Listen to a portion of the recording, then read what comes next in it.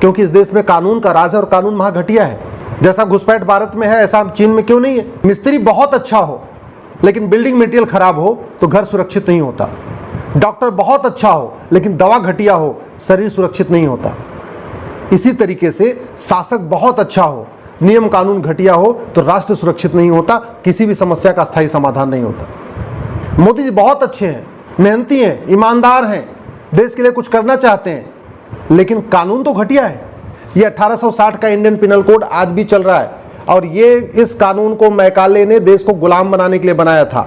1860 का जो आईपीसी है ये इस देश में भ्रष्टाचार खत्म करने के लिए नहीं बनाया था, अलगाववाद खत्म करने के लिए नहीं बनाया था, जिहाद खत्म करने के लिए नहीं बनाया था, न अपराध खत्म करने के लिए बनाया था। ये मैकाले ने बनाया था भारत को गुलाम बनाने के लिए और आज भी ये चल रहा है। इसीलिए कोई भी समस्या समाधान नहीं हो रहा है। 1861 का पुलिस एक्ट आज भी चल रहा है, उसको अंग्रेजों ने बनाया था इस देश को गुलाम बनाने के लिए।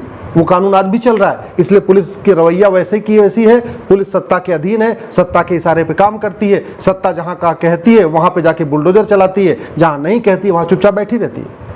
1872 का एविडेंस एक्ट जो अंग्रेजों ने बनाया था वो इस देश में न्याय करने के लिए नहीं बनाया था, बल्कि इस देश के राष्ट्रभक्तों को सजा देने के लिए बनाया था। चूंकि कानून आज भी चल रहा है तो वही न्यायिक व्यवस्था है, वही कानून है, इसलिए आज भी न कश्मीर के अलगाववादियों को सजा हुई, न बंगाल में जिहादियों को सजा हुई, न केरल के चरमपंथियों को सजा हुई, और मणिपुर जल रहा है। मैं गारंटी के साथ कहता हूं इसमें 2-4 को सजा हो जाएगी, बाकी सबको नहीं होगी।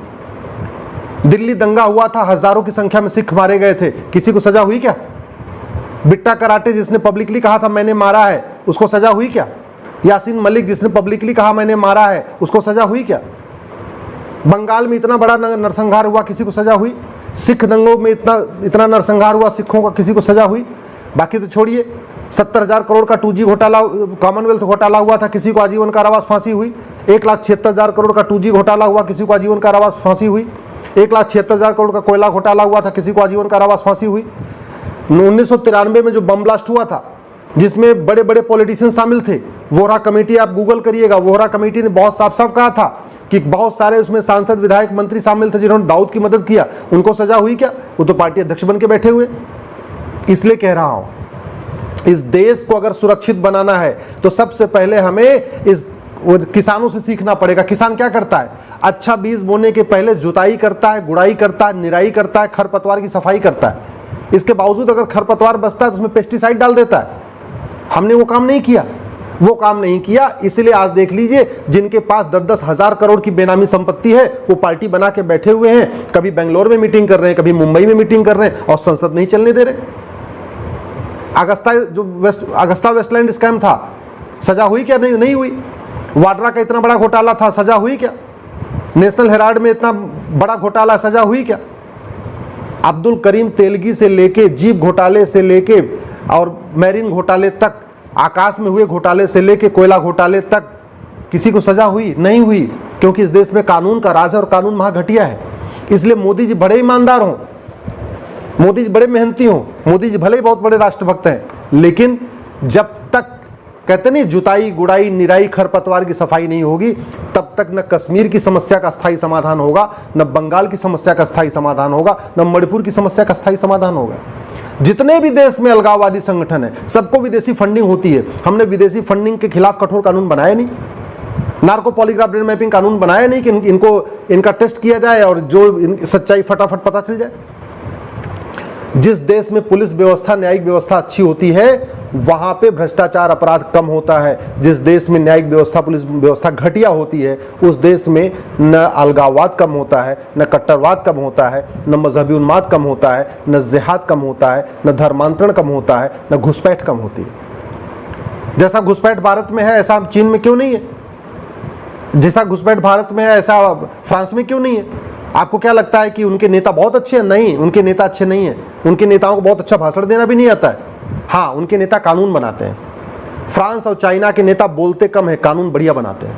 हमारे देश में तो संसद में केवल बातें होती रहती हैं, तू मैं, आरोप प्रत्यारोप, नूरा कुश्ती, और जो आम जनता की समस्या उस पर कभी गंभीरता के साथ चर्चा होती नहीं। आपकी विधानसभा में या संसद में, लोकसभा, राज्यसभा, विधानसभा में भ्रष्टाचार के ऊपर चर्चा होती है? नहीं। लोकसभा, विधानसभा, राज्यसभा में न घूसखोरी पर चर्चा होती है, न जमाखोरी पर चर्चा होती है, न मिलावटखोरी पर चर्चा होती है, न कालाबाजारी पर चर्चा होती है। लोकसभा, राज्यसभा में न मानव तस्करी पर चर्चा होती है, न नशा तस्करी पर चर्चा होती है, न सोना तस्करी पर चर्चा होती है। लोकसभा, राज्यसभा में न ये जो विदेशी फंडिंग आ रही है हवाला के जरिए उस पर चर्चा होती है, न तो जिहादियों को फांसी देने के लिए कानून बनाने पर चर्चा होती है। ये मुकदमे 30 साल चलते हैं, 40 साल चलते हैं, इस पर चर्चा नहीं होती है। तो न्यायपालिका भी बेलगाम है, पुलिस व्यवस्था भी बेलगाम है। इसलिए मैं कह रहा हूं, अगर वास्तव में आपको देश से प्यार है तो दल गुलामी छोड़िए, नेताओं की गुलामी छोड़िए। ये नेता और ये पॉलिटिकल पार्टियां 25 साल के बाद आपके बच्चों को बचाने नहीं आएंगे। और अभी मणिपुर में तो आपको दिख रहा है, जो कुछ मणिपुर में हो रहा है वो नागालैंड में भी हो रहा है, वो मेघालय में भी हो रहा है, वो सिक्किम में भी हो रहा है, अरुणाचल में भी हो रहा है, वो केरल में भी हो रहा है, और बहुत जल्दी जो आपने मणिपुर में देखा है ये आपको झारखंड में भी दिखाई पड़ेगा। आपने जो कुछ मणिपुर में देखा है या कश्मीर में देखा है आपको मेवात में भी दिखाई पड़ेगा। जो आपने मणिपुर में देखा है या आपने कश्मीर में देखा है, बंगाल में देखा है, असम में भी दिखाई पड़ेगा, और गुजरात के भुज और कच्छ में भी दिखाई पड़ेगा। 300 तहसीलों की डेमोग्राफी बदल चुकी है। जो हमारे भारत के बॉर्डर के एरिया है, 300 तहसीलों की डेमोग्राफी बदल चुकी है। घुसपैठियों को क्यों नहीं उनके ऊपर एनएसए लगाया जा रहा है? हमने आज तक न घुसपैठ को देशद्रोह घोषित किया, न धर्मांतरण को देशद्रोह घोषित किया। तो घुसपैठी भी आराम से रह रहे हैं, धर्मांतरण कराने वाले भी आराम से रहे हैं। मैं आपको गारंटी के साथ कहता हूं, ऐसा कानून बनाया जा सकता है कि घुसपैठिए भारत में आना तो छोड़िए, जो भारत में है ये अपने आप भाग जाएंगे। बिना एनआरसी किए घुसपैठिए भाग जाएंगे, मैं गारंटी के साथ कहता हूं। केवल नार्को पॉलीग्राफ ब्रेन मैपिंग कानून बना दिया जाए, घुसपैठियों की 100% प्रॉपर्टी जब्त करने और कम से कम 20 साल की सजा देने के लिए कानून बनाया जाए। घुसपैठ को देशद्रोह घोषित किया जाए, घुसपैठ को राष्ट्रीय सुरक्षा के लिए खतरा घोषित किया जाए, घुसपैठ को राष्ट्रीय अखंडता के लिए खतरा घोषित किया जाए, घुसपैठ को एक ऑर्गेनाइज्ड क्राइम घोषित किया जाए।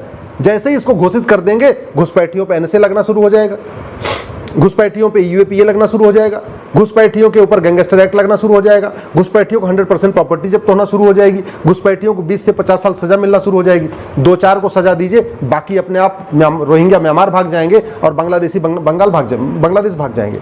कानून बनाना पड़ेगा। धमकी देने से, तू मैं करने से, आरोप प्रत्यारोप करने से, नूरा कुश्ती करने से, कैंडल मार्च करने से न घुसपैठ खत्म होगी न धर्मांतरण खत्म होगा। ऐसा कौन सा राज्य है नहीं है, ऐसा कौन सा राज्य है भारत का जहां घुसपैठिए नहीं है और जहां धर्मांतरण नहीं हो रहा है? यूपी में धर्मांतरण हो रहा है, पंजाब में धर्मांतरण हो रहा है, बिहार में धर्मांतरण हो रहा है, बंगाल में धर्मांतरण हो रहा है, असम में हो रहा है, नॉर्थ ईस्ट तो पूरा ऑलरेडी कन्वर्ट हो ही चुका है, छत्तीसगढ़ में धर्मांतरण हो रहा है, उड़ीसा में धर्मांतरण कहां नहीं हो रहा है?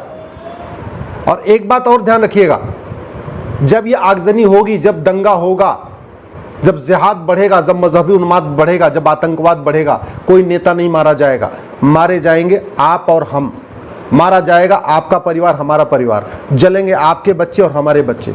इसलिए मैं फिर से कह रहा हूं, दल गुलामी छोड़ दीजिए, कठोर कानून की मांग करिए, अपने सांसद विधायक से मिलिए और अच्छी तरीके समझ लीजिए। वर्ल्ड क्लास एयरपोर्ट बनाने से आतंकवाद, अलगाववाद खत्म नहीं होता। फ्रांस के पास वर्ल्ड क्लास एयरपोर्ट था, वर्ल्ड क्लास हाईवे था, वर्ल्ड क्लास शॉपिंग मॉल था, वर्ल्ड क्लास हॉस्पिटल है, वर्ल्ड क्लास यूनिवर्सिटी है। फ्रांस ने भी मंगलयान छोड़ा हुआ है, फ्रांस ने भी चंद्रमा पे सैटेलाइट छोड़ा हुआ है, फ्रांस यूएन का परमानेंट मेंबर भी है, और फ्रांस के पास राफेल भी है।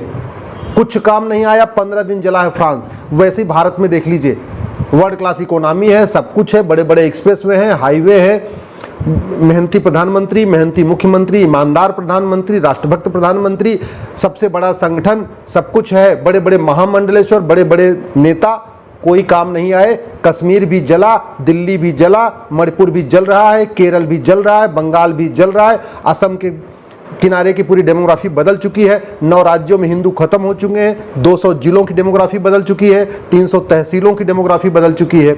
अगर अपने बच्चों की चिंता है, भविष्य की चिंता है, अपने आने वाले टाइम में आपको लगता है कि आपकी बहन बेटियां सुरक्षित रहें, आपके नाती पोते सुरक्षित रहें, तो प्लीज़ अपने अपने सांसद से जाके मिलिए, कठोर कानून की मांग करिए। कानून बनाने की कोई लागत नहीं आती है, वर्ल्ड क्लास कानून मुफ्त में बन सकता है। इसलिए जब तक कानून नहीं बनेगा तब तक भारत का समस्याओं का स्थायी समाधान नहीं होगा। वीके न्यूज़, राष्ट्र के नाम।